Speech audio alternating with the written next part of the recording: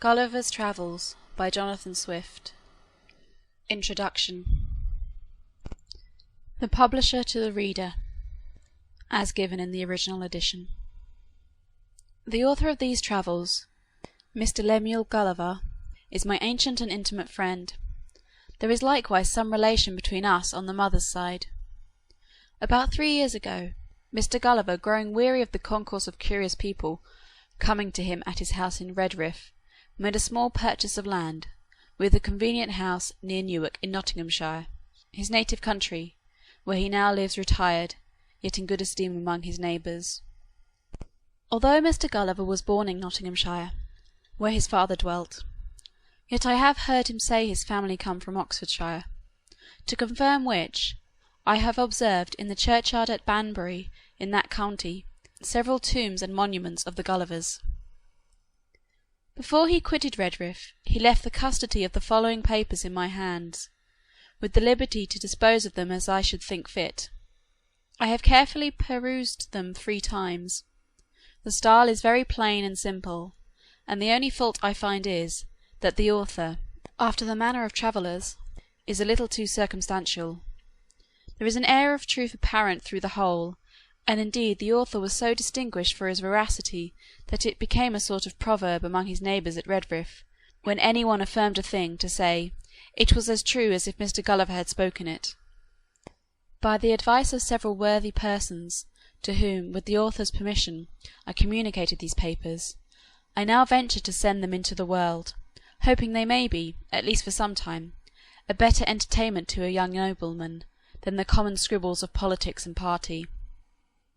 This volume would have been at least twice as large, if I had not made bold to strike out innumerable passages relating to the winds and tides, as well as to the variations and bearings in the several voyages, together with the minute descriptions of the management of the ship in storms, in the style of sailors, likewise the account of longitudes and latitudes, wherein I have reason to apprehend that Mr. Gulliver may be a little dissatisfied.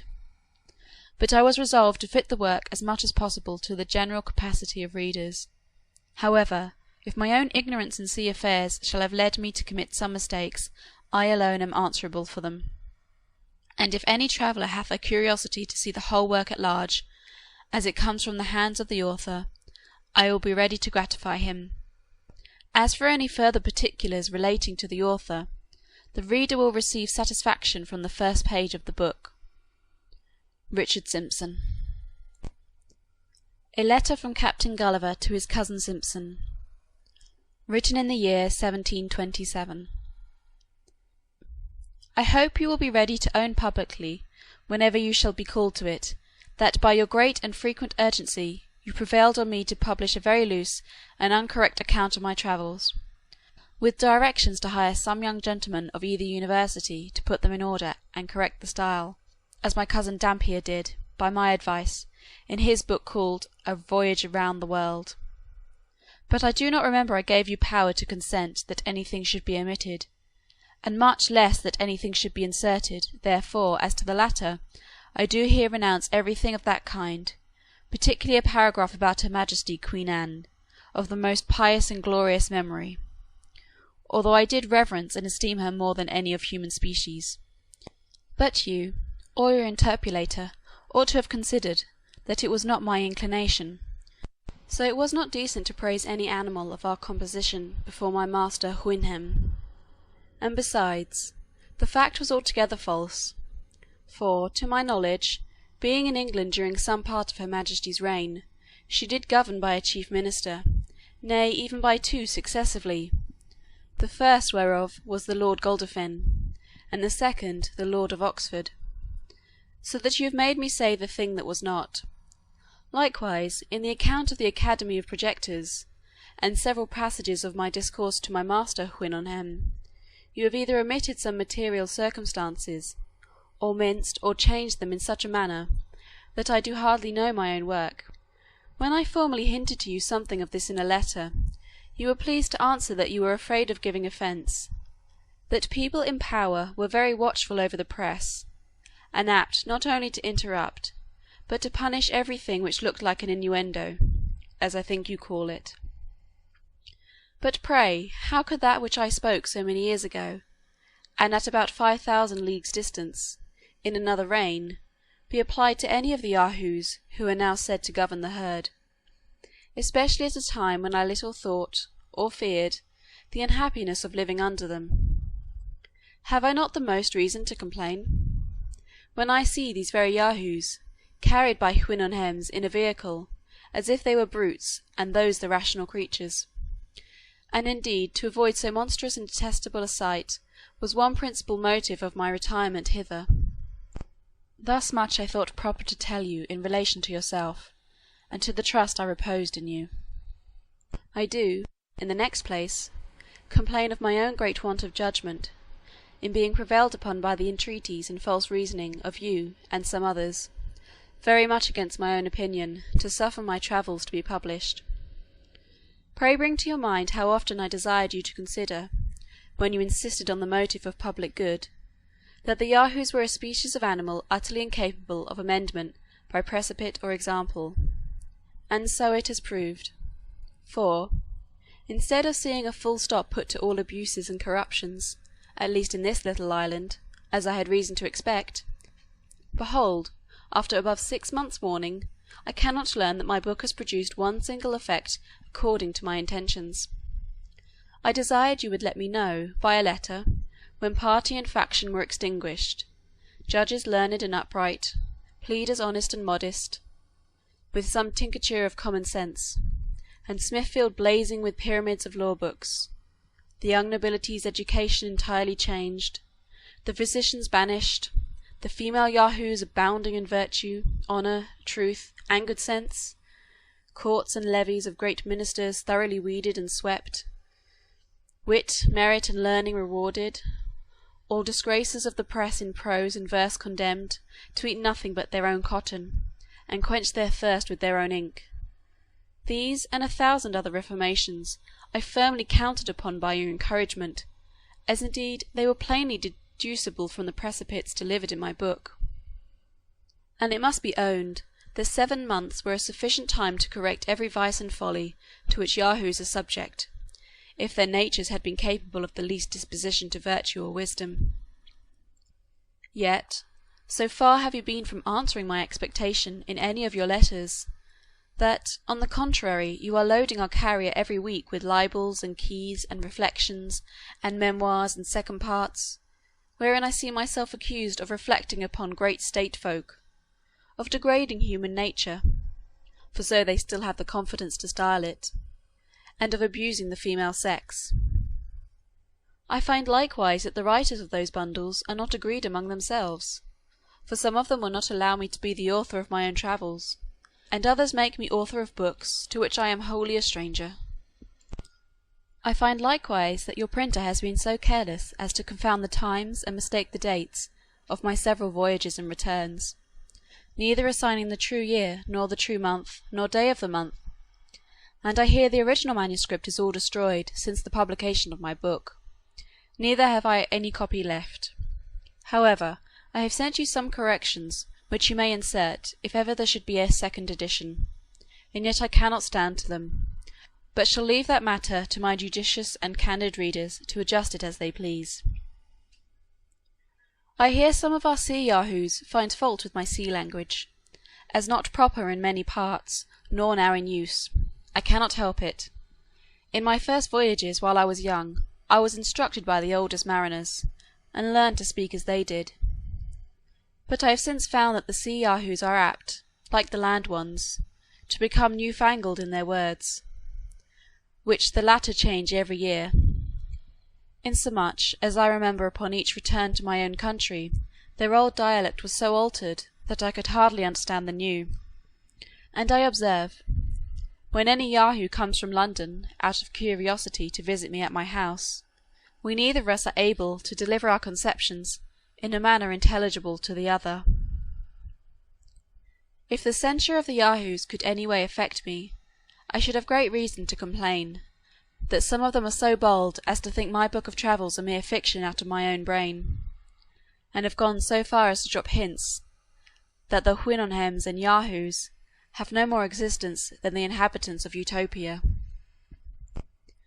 Indeed, I must confess, that as to the people of Lilliput, Bodingrag, for so the word should have been spelt, and not erroneously Brobdingnag, and Laputa, I have never yet heard any Yahoo so presumptuous as to dispute their being, or the facts I have related concerning them, because the truth immediately strikes every reader with conviction. And is there less probability in my account of the Houyhnhnms or Yahoos, when it is manifest, as to the latter, there are so many thousands even in this country, who only differ from their brother brutes in Houyhnhnm land, because they use a sort of jabber, and do not go naked?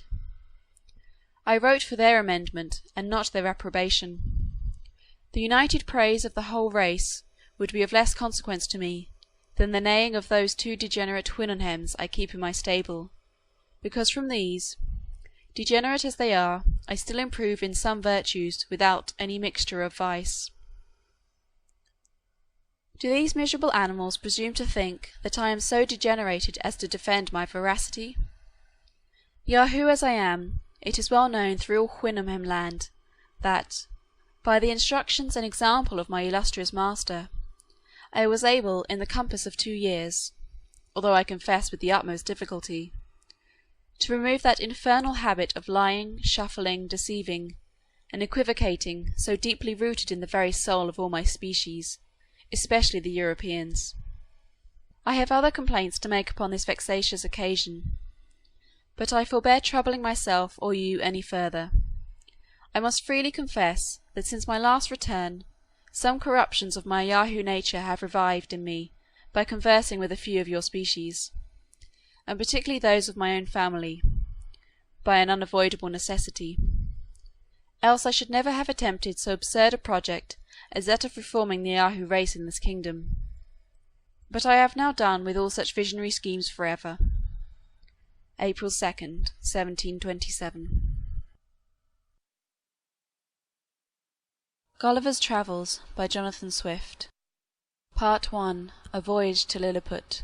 Chapter 1. The author gives some account of himself and family, his first inducements to travel. He is shipwrecked and swims for his life, gets safe on shore in the country of Lilliput, is made a prisoner, and carried up the country. My father had a small estate in Nottinghamshire. I was the third of 5 sons. He sent me to Emmanuel College in Cambridge at 14 years old, where I resided 3 years, and applied myself close to my studies. But the charge of maintaining me, although I had a very scanty allowance, being too great for a narrow fortune, I was bound apprentice to Mr. James Bates, an eminent surgeon in London, with whom I continued 4 years. My father now and then sending me small sums of money, I laid them out in learning navigation, and other parts of the mathematics, useful to those who intend to travel, as I always believed it would be, some time or other, my fortune to do. When I left Mr. Bates, I went down to my father, where, by the assistance of him and my uncle John, and some other relations, I got £40, and a promise of £30 a year to maintain me at Leyden. There I studied physic 2 years and 7 months, knowing it would be useful in long voyages.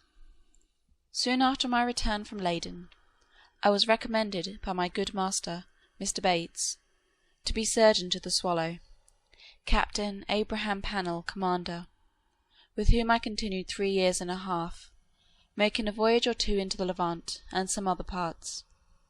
When I came back, I resolved to settle in London, to which Mr. Bates, my master, encouraged me, and by him I was recommended to several patients. I took part of a small house in the Old Jewry, and being advised to alter my condition, I married Mrs. Mary Burton, second daughter to Mr. Edmund Burton, hosier, in Newgate Street, with whom I received £400 for a portion. But my good master, Bates, dying in 2 years after, and I having few friends, my business began to fail, for my conscience would not suffer me to imitate the bad practice of too many among my brethren. Having therefore consulted with my wife and some of my acquaintance, I determined to go again to sea.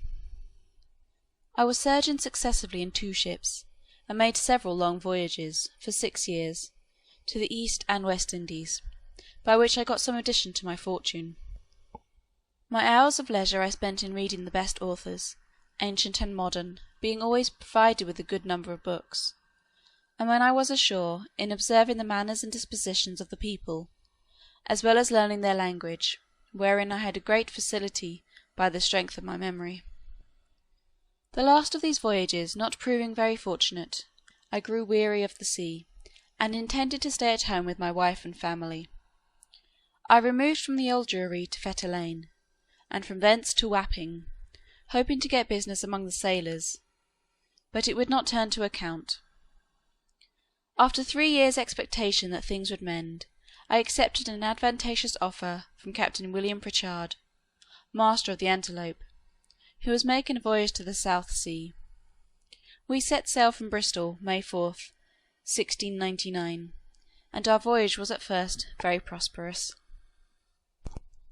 It would not be proper, for some reasons, to trouble the reader with the particulars of our adventures in those seas. Let it suffice to inform him that in our passage from thence to the East Indies, we were driven by a violent storm to the north-west of Van Diemen's Land. By an observation we found ourselves in the latitude of 30 degrees 2 minutes south. 12 of our crew were dead by immoderate labour and ill food, the rest were in very weak condition. On the 5th of November, which was the beginning of summer in those parts, the weather being very hazy, the seamen spied a rock within half a cable's length of the ship, but the wind was so strong that we were driven directly upon it, and immediately split. 6 of the crew, of whom I was one, having let down the boat into the sea, made a shift to get clear of the ship and the rock. We rowed, by my computation, about 3 leagues, till we were able to work no longer, being already spent with labour while we were in the ship. We therefore trusted ourselves to the mercy of the waves, and in about half an hour the boat was overset by a sudden flurry from the north. What became of my companions in the boat, as well as those who escaped on the rock, or were left in the vessel, I cannot tell, but conclude they were all lost. For my own part, I swam as fortune directed me, and was pushed forward by wind and tide. I often let my legs drop, and could feel no bottom. But when I was almost gone, and able to struggle no longer, I found myself within my depth, and by this time the storm was much abated. The declivity was so small that I walked near a mile before I got to the shore, which I conjectured was about 8 o'clock in the evening. I then advanced forward near half a mile, but could not discover any sign of houses or inhabitants. At least, I was in so weak a condition that I did not observe them. I was extremely tired, and with that, and the heat of the weather, and about half a pint of brandy that I drank as I left the ship, I found myself much inclined to sleep. I lay down on the grass, which was very short and soft, where I slept sounder than ever I remember to have done in my life, and, as I reckoned, about 9 hours, for, when I awaked, it was just daylight. I attempted to rise, but was not able to stir, for, as I happened to lie on my back, I found my arms and legs were strongly fastened on each side to the ground, and my hair, which was long and thick, tied down in the same manner. I likewise felt several slender ligatures across my body, from my armpits to my thighs. I could only look upwards, the sun beginning to grow hot, and the light offended my eyes. I heard a confused noise about me, but in the posture I lay could see nothing except the sky. In a little time I felt something alive moving on my left leg, which, advancing gently forward over my breast, came almost up to my chin, when, bending my eyes downwards as much as I could, I perceived it to be a human creature not 6 inches high, with a bow and arrow in his hands, and a quiver at his back. In the meantime I felt at least 40 more of the same kind, as I conjectured, following the first. I was in the utmost astonishment, and roared so loud that they all ran back in a fright, and some of them, as I was afterwards told, were hurt with the falls they got by leaping from my sides upon the ground. However, they soon returned, and one of them, who ventured so far as to get a full sight of my face, lifting up his hands and eyes by way of admiration, cried out in a shrill but distinct voice, "You can hold a girl!" The others repeated the same words several times, but then I knew not what they meant. I lay all this while, as the reader may believe, in great uneasiness. At length, struggling to get loose, I had the fortune to break the strings, and wrench out the pegs that fastened my left arm to the ground; for, by lifting it up to my face, I discovered the methods they had taken to bind me, and at the same time, with a violent pull, which gave me excessive pain, I a little loosened the strings that tied down my hair on the left side, so that I was just able to turn my head about 2 inches. But the creatures ran off a second time, before I could seize them, whereupon there was a great shout in a very shrill accent, and after it ceased I heard one of them cry aloud, "Toggle for knack!" when, in an instant, I felt above 100 arrows discharged on my left hand, which pricked me like so many needles, and besides, they shot another flight into the air, as we do bombs in Europe, whereof many, I suppose, fell on my body, though I felt them not, and some on my face, which I immediately covered with my left hand.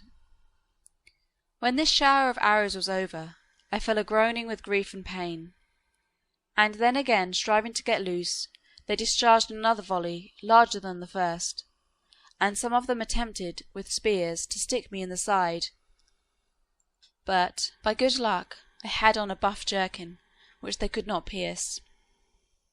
I thought it the most prudent method to lie still, and my design was to continue so till night, when, my left hand being already loose, I could easily free myself, and as for the inhabitants, I had reason to believe I might be a match for the greatest army they could bring against me, if they were all of the same size with him that I saw. But fortune disposed otherwise of me.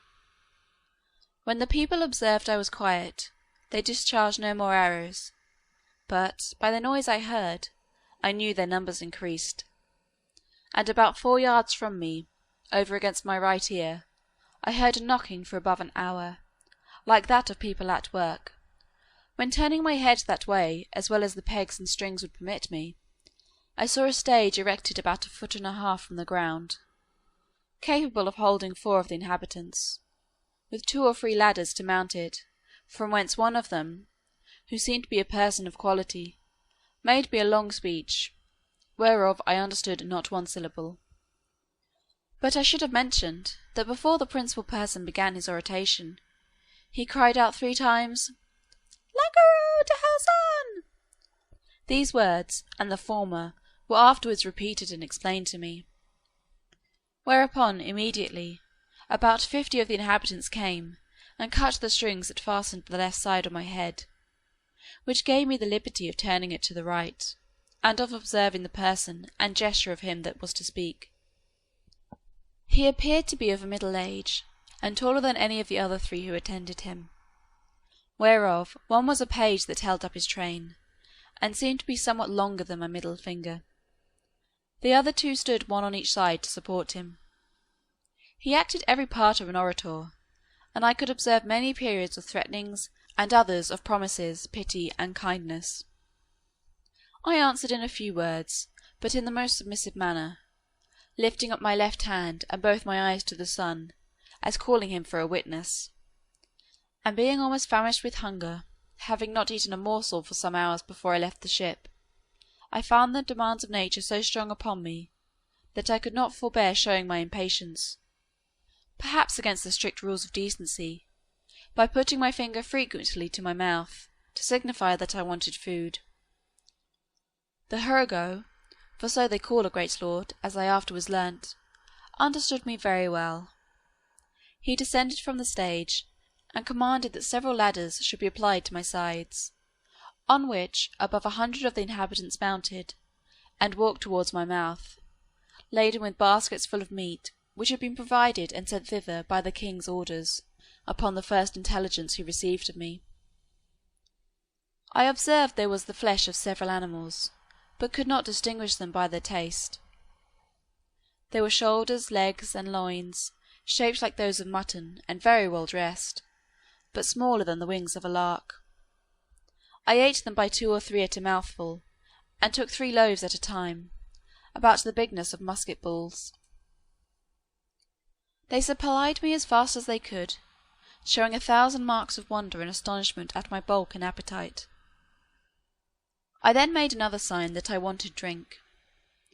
They found by my eating that a small quantity would not suffice me, and being a most ingenious people, they slung up, with great dexterity, one of their largest hogsheads, then rolled it towards my hand, and beat out the top. I drank it off at a draught, which I might well do, for it did not hold half a pint, and tasted like a small wine of Burgundy, but much more delicious. They brought me a second hogshead, which I drank in the same manner, and made signs for more, but they had none to give me.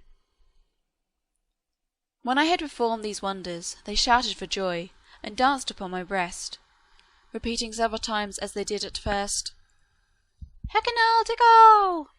They made me a sign that I should throw down the 2 hogsheads, but first warning the people below to stand out the way, crying aloud, "Borash Mivala!" And when they saw the vessels in the air, there was a universal shout of "Hekinal Diggle!" I confess I was often tempted, while they were passing backwards and forwards on my body, to seize 40 or 50 of the first that came in my reach, and dash them against the ground. But the remembrance of what I had felt, which probably might not be the worst they could do, and the promise of honour I made them, for so I interpreted my submissive behaviour, soon drove out these imaginations. Besides, I now considered myself as bound by the laws of hospitality, to a people who had treated me with so much expense and magnificence. However, in my thoughts, I could not sufficiently wonder at the intrepidity of these diminutive mortals, who durst venture to mount and walk upon my body, while one of my hands was at liberty, without trembling at the very sight of so prodigious a creature, as I must appear to them. After some time, when they observed that I made no more demands for meat, there appeared before me a person of high rank, from his imperial majesty. His Excellency, having mounted on the small of my right leg, advanced forwards up to my face, with about 12 of his retinue, and, producing his credentials under the signet royal, which he applied close to my eyes, spoke about 10 minutes without any signs of anger, but with a kind of determinate resolution, often pointing forwards, which, as I afterwards found, was towards the capital city, about half a mile distance, whither it was agreed by his majesty in council that I must be conveyed. I answered in few words, but to no purpose. I made a sign with my hand that was loose, putting it to the other, but over his Excellency's head, for fear of hurting him or his train, and then to my own head and body, to signify that I desired my liberty. It appeared that he understood me well enough, for he shook his head by way of disapprobation, and held his hand in a posture to show that I must be carried as a prisoner. However, he made other signs to let me understand that I should have meat and drink enough, and very good treatment. Whereupon I once more thought of attempting to break my bonds, but again, when I felt the smart of their arrows upon my face and hands, which were all in blisters, and many of the darts still sticking in them, and observing likewise that the number of my enemies increased, I gave tokens to let them know that they might do with me as they pleased. Upon this, the Hergo and his train withdrew, with much civility and cheerful countenances. Soon after I heard a general shout, with frequent repetitions of the words, "Pepelom Celan!" and I felt great numbers of people on my left side relaxing the cords to such a degree that I was able to turn upon my right, and to ease myself with making water, which I very plentifully did, to the great astonishment of the people, who, conjecturing by my motion what I was going to do, immediately opened to the right and left on that side, to avoid the torrent which fell with such noise and violence from me. But before this they had dabbed my face and both my hands with a sort of ointment, very pleasant to the smell, which, in a few minutes, removed all the smart of their arrows. These circumstances, added to the refreshment I had received by their victuals and drink, which were very nourishing, disposed me to sleep. I slept about 8 hours, as I was afterwards assured, and it was no wonder, for the physicians, by the emperor's orders, had mingled a sleepy potion into the hogsheads of wine. It seems that upon the first moment I was discovered sleeping on the ground, after my landing, the emperor had early notice of it by an express, and determined in council that I should be tied in the manner I have related, which was done in the night while I slept, that plenty of meat and drink should be sent to me, and a machine prepared to carry me to the capital city. This resolution may appear very bold and dangerous, and I am confident would not be imitated by any prince in Europe on the like occasion. However, in my opinion, it was extremely prudent, as well as generous, for, supposing these people had endeavoured to kill me with their spears and arrows, while I was asleep, I should certainly have awaked with the first sense of smart, which might so far have roused my rage and strength, as to enable me to break the strings wherewith I was tied. After which, as they were not able to make resistance, so they could expect no mercy. These people are most excellent mathematicians, and arrived to a great perfection in mechanics. By the countenance and encouragement of the emperor, who is a renowned patron of learning, this prince has several machines fixed, on wheels, for the carriage of trees and other great weights. He often builds his largest men of war, whereof some are 9 feet long, in the woods where the timber grows, and has them carried on these engines 300 or 400 yards to the sea. 500 carpenters and engineers were immediately set at work to prepare the greatest engine they had. It was a frame of wood raised 3 inches from the ground, about 7 feet long, and 4 wide, moving upon 22 wheels. The shout I heard was upon the arrival of this engine, which, it seems, set out in 4 hours after my landing. It was brought parallel to me as I lay, but the principal difficulty was to raise and place me in this vehicle. 80 poles, each of 1 foot high, were erected for this purpose, and very strong cords, of the bigness of pack-thread, were fastened by hooks to many bandages, which the workmen had girt round my neck, my hands, my body, and my legs. 900 of the strongest men were employed to draw up these cords, by many pulleys fastened on the poles, and thus, in less than 3 hours, I was raised and slung into the engine, and there tied fast. All this I was told, for, while the operation was performing, I lay in a profound sleep, by the force of that soporiferous medicine infused into my liquor. 1500 of the emperor's largest horses, each about 4 inches and a half high, were employed to draw me towards the metropolis, which, as I said, was 1/2 mile distant. About 4 hours after we began our journey, I awaked by a very ridiculous accident, for the carriage being stopped a while, to adjust something that was out of order, 2 or 3 of the young natives had the curiosity to see how I looked when I was asleep. They climbed up into the engine, and advancing very softly to my face, one of them, an officer in the guards, put the sharp end of his half-pike a good way up into my left nostril, which tickled my nose like a straw, and made me sneeze violently, whereupon they stole off unperceived, and it was 3 weeks before I knew the cause of my waking so suddenly. We made a long march the remaining part of the day, and rested at night with the 500 guards on each side of me, half with torches, and half with bow and arrows, ready to shoot me if I should offer to stir. The next morning, at sunrise, we continued our march, and arrived within 200 yards of the city gates about noon. The emperor, and all his court, came out to meet us, but his great officers would by no means suffer his majesty to endanger his position by mounting on to my body.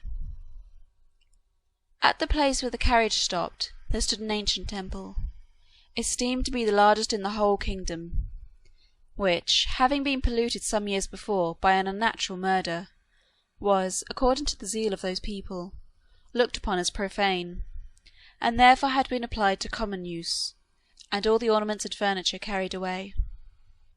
In this edifice it was determined I should lodge.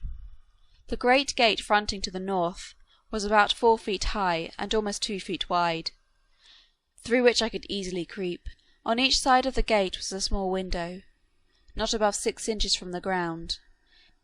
Into that on the left side the king's smith conveyed 411 chains, like those that hang to a lady's watch in Europe, and almost as large, which were locked to my left leg with 36 padlocks. Over against this temple, on the other side of the great highway, at 20 feet distance, there was a turret at least 5 feet high.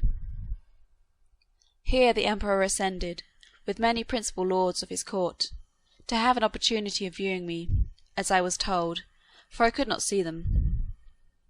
It was reckoned that above 100,000 inhabitants came out of the town upon the same errand, and in spite of my guards, I believe there could not be fewer than 10,000 at several times, who mounted my body by the help of ladders. But a proclamation was soon issued to forbid it upon pain of death. When the workmen found it was impossible for me to break loose, they cut all the strings that bound me, whereupon I rose up, with as melancholy a disposition as ever I had in my life. But the noise and astonishment of the people, at seeing me rise and walk, are not to be expressed. The chains that held my left leg were about 2 yards long, and gave me not only the liberty of walking backwards and forwards in a semicircle, but, being fixed within 4 inches of the gate, allowed me to creep in and lie at my full length in the temple.